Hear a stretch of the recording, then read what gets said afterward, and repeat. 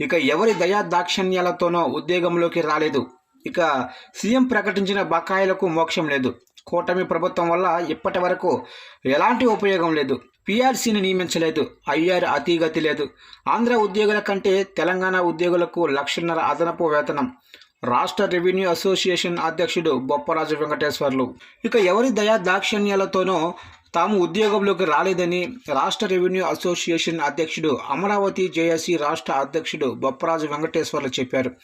ఏలూరులో గురువారం revenue association సమావేశంలో ఆయన మాట్లాడుతూ, కూటమి ప్రభుత్వం ఏర్పడి ఏడాది దాటినా ఇప్పటి వరకు ఉద్యోగులకు ఏ రూపంలోనూ ఉపయోగం లేదన్నారు.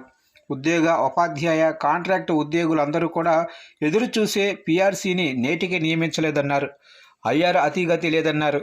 తెలంగాణ ప్రభుత్వ ఉద్యోగి ఆంధ్ర ఉద్యోగి కంటే అదనంగా ఐఆర్ తీసుకుంటున్నారని అన్నారు. ఇక తెలంగాణ ఉద్యోగులు ఆంధ్ర ఉద్యోగుల కంటే 1,50,000 వేతనం అదనంగా అందుకుంటున్నారన్నారు. ఉద్యోగుల బకాయిల చెల్లింపులకు కూడా చర్యలు లేవంటున్నారు.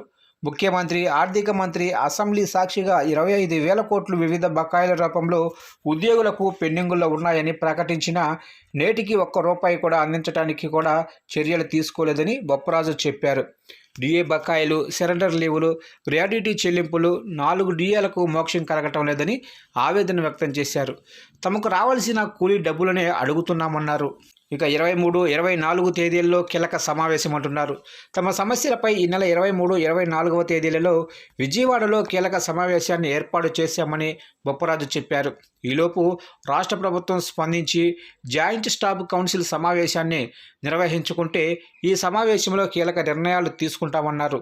ఇక ఉద్యోగులపై P4 రుద్దితే ఆందోళన చేపడతామంటున్నారు. P4 కార్యక్రమంతో గ్రామ వార్డు, సచివాలయ ఉద్యోగులు తీవ్ర ఇబ్బందులు ఎదుర్కొంటున్నారని బొప్పరాజు చెప్పారు. పేద కుటుంబాలను దత్తత తీసుకోవాలంటూ ఉద్యోగులపై ఒత్తిళ్లు తీసుకొస్తున్నారని, దీనిపై ఆందోళన చేస్తామన్నారు. భీమవరం మున్సిపల్ కమిషనర్ ఛార్జీ మెమోలు జారీ చేస్తున్నారని, దీనిపై పోరాడి వాటిని రద్దు చేయించామన్నారు. ఈ సమావేశంలో పలువురు ఉద్యోగులు పాల్గొన్నారు. ఇక ఒక్క స్కీము కూడా వర్తింప చేయలేదంటున్నారు.